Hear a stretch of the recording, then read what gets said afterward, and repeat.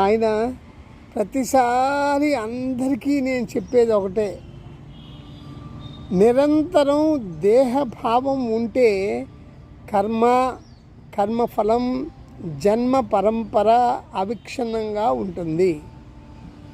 దేహభావాన్ని, దేహంపై రాగాన్ని, అనురాగాన్ని, దేహంపై ప్రీతిని వదులుకోండి. అది మీకు కష్టంగా ఉండొచ్చు. నెమ్మదిగా ప్రయత్నం చేయండి, సాధన చేయండి, వదులుకోండి.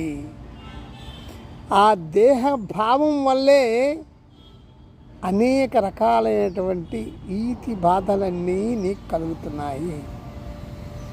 ఇది నేను అందరికీ చెప్తున్నా. దేహభావం వద్దు. అయితే ఏంటి, ఏ భావం ఉండాలి?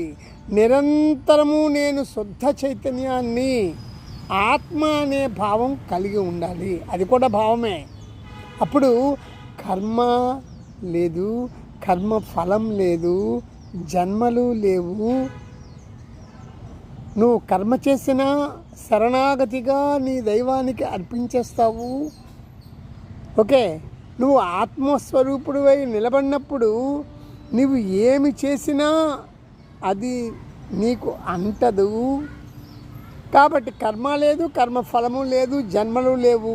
నీవే సర్వవ్యాపకంగా ఉండేది, శాశ్వతంగా ఉండేది, అనంతమైన శక్తివి, అనంత విశ్వానికి దేవుడివి,